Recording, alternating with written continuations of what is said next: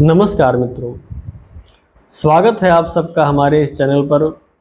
प्यारे दर्शकों, आज मैं आप सबके मध्य पुनः उपस्थित हूँ कार्यक्रम कुंडली पर चर्चा को लेकर के। आज हम ऐसे विषय की चर्चा करेंगे जिसकी उपयोगिता बहुत है, हम सबके जीवन में है, और साथ ही साथ देखा जाए तो ये ऐसा विषय है, ऐसा प्रश्न है जो हम लोगों से बहुत हद तक पूछा जाता है। आज हम बात करेंगे जन्म कुंडली में बनने वाले ऋण योग यानी कर्ज योग की। कैसे हमारे जीवन में और कैसे हमारी कुंडली में कर्ज योग बन जाता है, जिसके कारण हम अपने जीवन में कर्ज लेकर के परेशान हो जाते हैं, और जो हमारे पास संचित संपत्ति है उस संपत्ति को भी हम नष्ट कर देते हैं। तो प्यारे दर्शकों, आज हम इसी विषय पर चर्चा करेंगे, और ये विषय बहुत ही उपयोगी है, सबके लिए उपयोगी है। तो सबसे पहले आपको बताते हैं कि जन्म कुंडली का जो द्वितीय भाव है वो भाव है धन का भाव।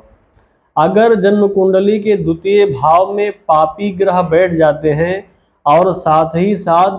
जन्म कुंडली में जो लग्नेश है, लग्न का स्वामी है, वो द्वादश स्थान में बैठ जाए यानी व्यय स्थान में बैठ जाता है। अगर ऐसा होता है और साथ ही साथ दशमेश जो कर्मेश है वो भी जाकर के उसी के साथ द्वादश स्थान में बैठ जाए, या फिर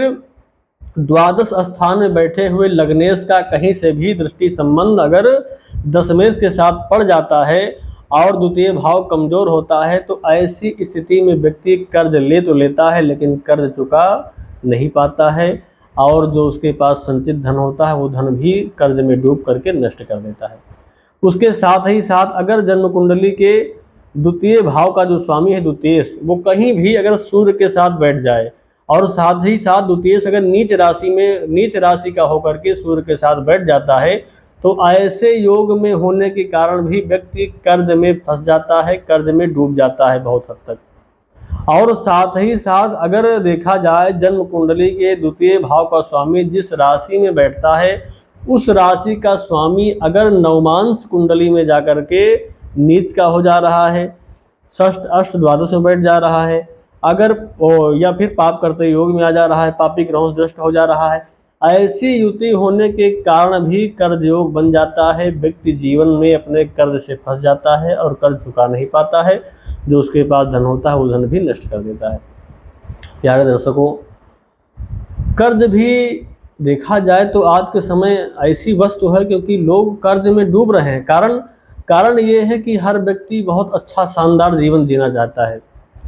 भूमि का, भवन का, वाहन का, सबका सुख लेना चाहता है। हालांकि ये कोई बुराई नहीं है, बिल्कुल लेना चाहिए, लेकिन अपनी स्थिति और परिस्थिति के अनुसार भी कर्ज लेना ठीक होता है। अब बड़े से बड़ा कर्ज ले लिया, लेकिन अगर उसके जीवन, उसकी कुंडली में दुर्योग बने हुए हैं, कर्ज के योग बने हुए हैं, तो ऐसा व्यक्ति कर्ज में फंस जाता है और कर्ज चुका नहीं पाता है, जिसके परिणाम स्वरूप वो फंस करके अपनी जो जमा पूंजी है उसको भी नष्ट कर देता है। तो प्यारे दर्शकों, अगर आप कोई बड़ा कार्य करने जा रहे हैं, बहुत बड़ा कर्ज लेने जा रहे हैं, तो एक बार अपनी जन्म पत्रिका को किसी अच्छे व्यक्ति के साथ, किसी अच्छे ज्योतिषी को दिखा दें, उसके पश्चात ही ऐसे बड़े बड़े जीवन में रिस्क ले, तभी आप सफल हो पाएंगे। तो आज के लिए बस इतना ही, पुनः मिलेंगे एक नए विषय के साथ, नई जानकारी के साथ। तब तक के लिए नमस्कार।